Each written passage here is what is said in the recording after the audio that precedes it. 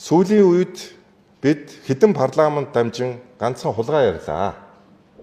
Өөрөөр хэлбэл төрийн өмчийн компаниудаар гарсан хулгай хэрэг учрал түүний араас эргэж ухарсан ийм ажлуудыг л хийж байна.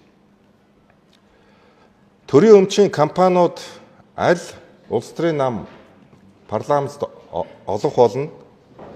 Тэр бялуу хуваах тавцсан болсон нэгэнт ойлгомжтой болсон. 3 жилийн өмнө авилгатай тэмцэх газраас олон нийт тандж мэдээлэхдээ авилгын хулмаас учирч байгаа хохирол 10 их найт төгрөг байна гэж мэдээсэн. Энэ нь өөрөө төрийн өмчийн компаниуд дээр байна гэдгийг зарласан.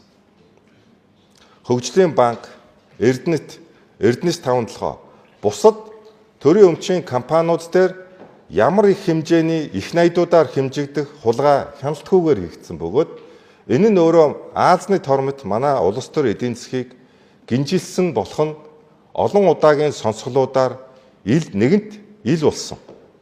Одоо ч энэ байдал үргэлжилж байгаа нь нууц биш байна.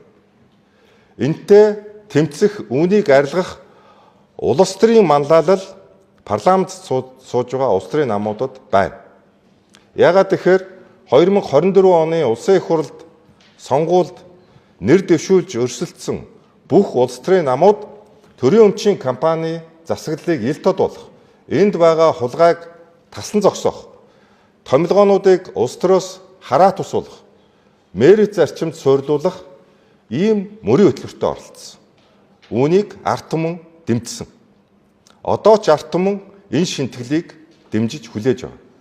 Тийм учраас энэ шинтгэл парламентын төвшөнд явах, ард түмний дэмжлэгийг авах нэгэнт хөрс суур цаг үе нь би болсон байна гэж ингэж үзэж байна.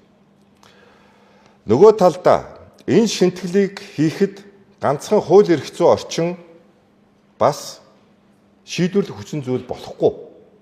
Энд хувь хүмүүсийн, улс төрийн намуудын, шийдвэр гаргагчдын, Монгол Улсын засгийн газрын манлайлал туйлаас үнэтэй байна. Хуулийн төслийг улсын их хурлд оруулж ирсэн нь сайн хэрэг. Гэвч нөгөө талдаа компани засаглалыг ил тод байлгах, бүтээмжийг сайжруулах гэсэн энэ хуулийнхаа төслийн бодлогын эсрэг ажлуудыг одоо ч Монгол Улсын засгийн газраас хэрэгжүүлж байгаа нь тодорхой байна. Тухайлбал сүүлийн үед төрийн өмчийн компаниудад парламент суудалтай улс төрийн намуудад бялуу хүртээх байдлаар, амыг нь үдэх, суудгаа хэлэхэд авилгадах байдлаар хуульд байхгүй бүтээмжийн менежер гэх орлого захирлын статустай ийм албан тушаалтыг бий болгож олон орнд томилж байгаа мэдээлэл байна. Хамгийн сүүлд 40 ийм бүтээмжийн менежер гэх орлого захирлын хангамжтай, цалинтай шийдвэр гаргах ийм албан тушаалтнуудыг томилсон мэдээлэл байна. Энэ бол Монгол Улсын засгийн газар оруулж ирсэн хуулийн төслийнхөө яг эсрэг бодлогыг практикээр хэрэгжүүлсээр байгаагийн нэг жишээ болж байна.